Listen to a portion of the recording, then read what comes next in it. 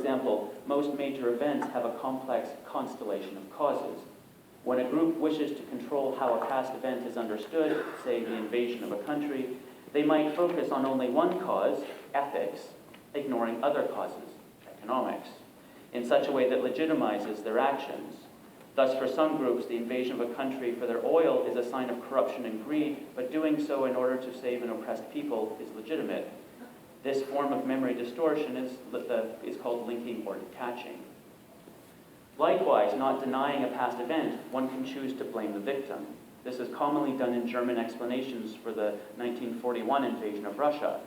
Though they were, by treaty, allies, Germany often claims to have feared imminent attack from Russia, so they present their attack as justifiable, especially given their much smaller size.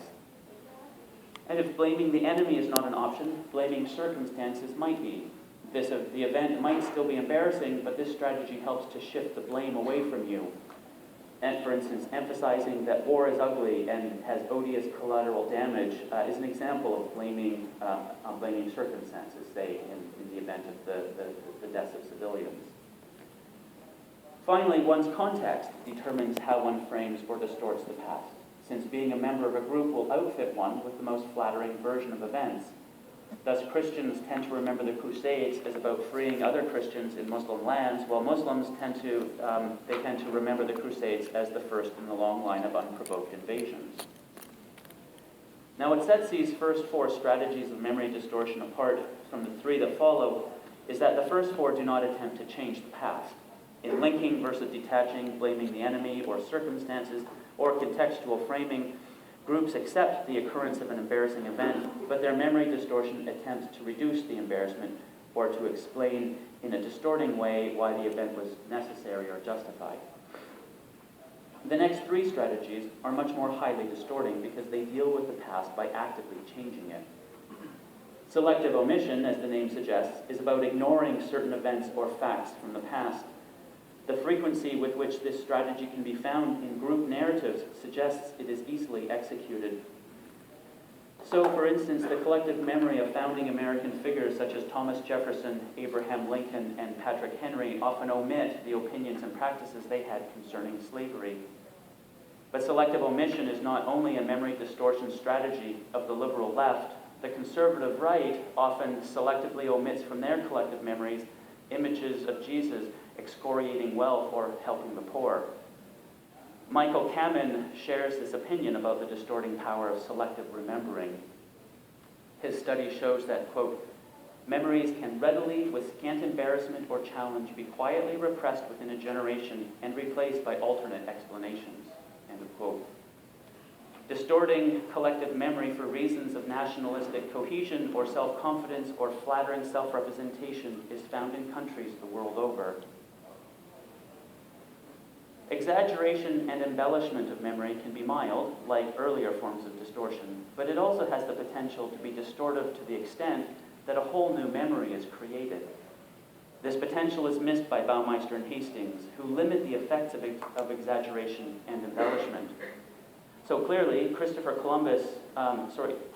crediting Christopher Columbus with discovering North America when 60 million people already lived here is moderately distortive. But one can easily exaggerate or embellish an event so extensively that it becomes a unique event in and of itself. One could speculate whether something like this might stand behind some of the miracles of Jesus, say, where a few fed in an act of radical commensality becomes a feeding of several thousand with a few loaves. The final and more extreme strategy of memory distortion is fabrication. Yet here is where Baumeister and Hastings are least satisfactory. They offer one example and conclude that, quote, outright fabrication of collective memory is rare, end of quote. Several features are problematic about this claim. First of all, what do they mean by fabrication? For instance, as I raised earlier, at what point is a memory so thoroughly exaggerated or embellished that it becomes a new and therefore fabricated memory? Secondly, what constitutes rarity? They suggest, quote, an example or two, unquote, would be hard to find and call it extreme. The third problem extends from here. The outright fabrication of memory is simply far more common than they admit. It is not hard to see how wrong Baumeister and Hastings were concerning the rarity of fabricated collective memory. If nothing else, they might have considered some of the patently implausible things that groups have believed over the centuries. That Jewish men menstruate, that a snake spoke to the first woman, that the Torah was identically translated from Hebrew into Greek by 72 scholars in 72 days, that the world was created by the slaying of a giant serpent. The bottom line is that people can be deeply committed to narratives that have no basis in reality, and they continue to be so. There is one final point that I must make about distorted memory, and in this setting it must be made briefly. Elizabeth Loftus shows time and again in her studies that manufactured memories and factual memories are utterly indistinguishable from each other, and this has been replicated endlessly. Implanted memory of adults of a fictitious childhood event can be tenaciously maintained by the subject even in debriefing. This is because the act of remembering is a deeply subjective experience. Memory carries as great an impact when it is veridical as when it is not. So I cannot stress enough, memory theory reveals that those who hold distorted memories and those who analyze others' distorted memory cannot distinguish them from authentic or accurate memories. Let's illustrate this by looking at the Gospel of Matthew. Let us consider the following 10 episodes from Matthew. The slaughter of the innocents and the flight to and from Egypt. The baptism of Jesus. The lengthy sermon delivered on a mountain. The stilling of a storm. The parable of the mustard seed. The feeding of the 5,000 and the key commandments, which I could not find Lego images for. The Jewish mob calling for the blood of Jesus to be placed upon themselves. Anybody? Tom Wright's favorite. Yep. The tombs opening and the dead walking around the city of Jerusalem. And the resurrection of Jesus. Of this list of 10 episodes, 4 items involve supernatural elements. The remaining 6 are perfectly mundane, right? Daily. And yet, note that all of them, without exception, is presented as unqualifiedly, absolutely true in the Gospel of Matthew, an actual event in the life of Jesus. Matthew, my point, Matthew does not indicate that he thinks the dead walking around Jerusalem might be less reliable a memory than Jesus having performed the parable of the mustard seed. It is widely recognized that Matthew himself composed the conversation that takes place between Jesus and John the Baptist at 3:15, and yet he presents it exactly the same way as the remainder of the event, the historicity of which almost nobody doubts. There is little doubt that the Gospel of Matthew contains both distorted memories, say his redaction of the parable of the mustard seed, or situating the Q sermon on a mountain and then greatly expanding it, as well as wholly manufactured memories, the Jewish self-curse and zombies in Jerusalem.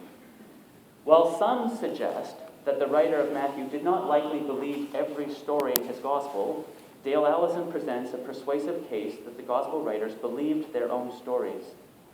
In other words, consistent with human memory in general, the writer of Matthew himself likely would not have been able to distinguish between accurate memories and invented memories of Jesus that he inherited, and might not have been able to even with memories he himself invented. His confidence in the reliability of all his memories is likely characteristically high, based on countless studies and tests. The challenge is even greater than for us, reading from the distance from which we read these texts. The Gospel of Matthew presents patently invented memory alongside possibly historical memory.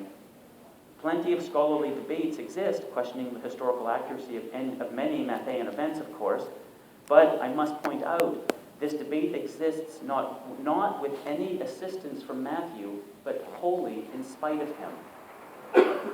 That is to say, there are no internal hints, no syntactical or grammatical markings, no narrative winks or nudges that suggest Matthew might have distinguished between material that went back to Jesus and material that he invented, or that he had received and had reason to doubt. Since there is no marking on any of Matthew's material, on what basis can we say that the dead perambulating Jerusalem is not likely an actual event, but the parable of the mustard seed was? Or that the parable of the mustard seed was performed by Jesus, but that 27:25, the blood curse, was composed by later Christians?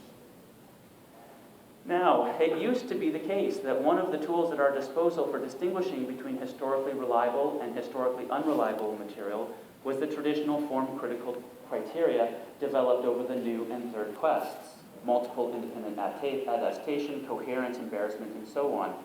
But a recent and, in my opinion, extremely important collection of essays has dismantled the usefulness of these criteria, these to which Chris Keith humbly drew your attention. I actually urge you to run, not walk, and get this book, and I'll just wait for you while you do that. That's how important I think this book is. And James is okay with us taking 20 minutes. According to Keith and LeDun and a small group of predecessors, traditional historical Jesus studies is characterized by a number of features. The quest to reconstruct the original, authentic words of Jesus using criteria, the foundation of which is form criticism. The foundational assumption behind form criticism is that there is a linear trajectory from a Jesus speech event to written gospel, and that this trajectory involves a fairly predictable process of accretion, alteration, and adaptation.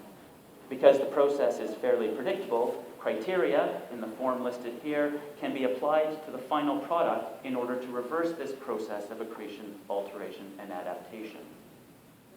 The problems raised concerning this approach are multiple.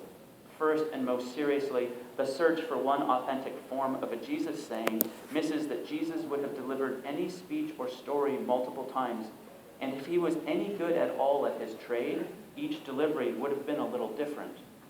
Therefore, there cannot be any one authentic form of a performance. Secondly, this one fact has a direct bearing on our ability to neatly separate tradition, that is Jesus, from interpretation, later Christians. It cannot be done. Thirdly, memory theory contributes to this particular point as well.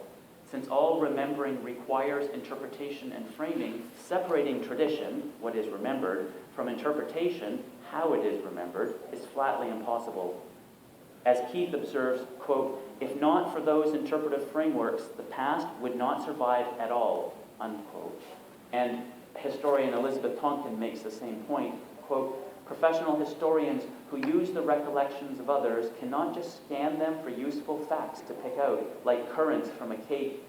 Any such facts are so embedded in the representation that it directs an interpretation of them, and its very ordering, its plotting, its metaphors bear meaning too," end of quote. Keith, LeDun, and their able contributors declared the criteria approach dead, unable to complete the task for which it was created. In other words, the criteria cannot be used to distinguish between the authentic memory which we hope and expect is in the Gospels and the manufactured or distorted memories which we know is in the Gospels. Where does that leave us? With a new no quest. Memory theory shows us that it is impossible to distinguish between real and distorted memories. And Keith and LeDun show that the tools we always thought could be used for that purpose are irreparably broken. The search for authenticity was the heart of the new and third quests for the historical Jesus, and Keith and LeDun amply show. If the search for authentic material is no longer tenable, then there really is no more quest. There might be other enterprises, other projects, and some of them, such as the quest for the remembered Jesus, might be richly rewarding. But I think it would be false advertising to call it the quest for the historical Jesus, as if we can change the goal of the game from touchdowns to a 2-hour marathon and imagine that it's the same event. If the search for an authentic Jesus has been abandoned rightly and replaced by the remembered Jesus, that is a topic more aligned with reception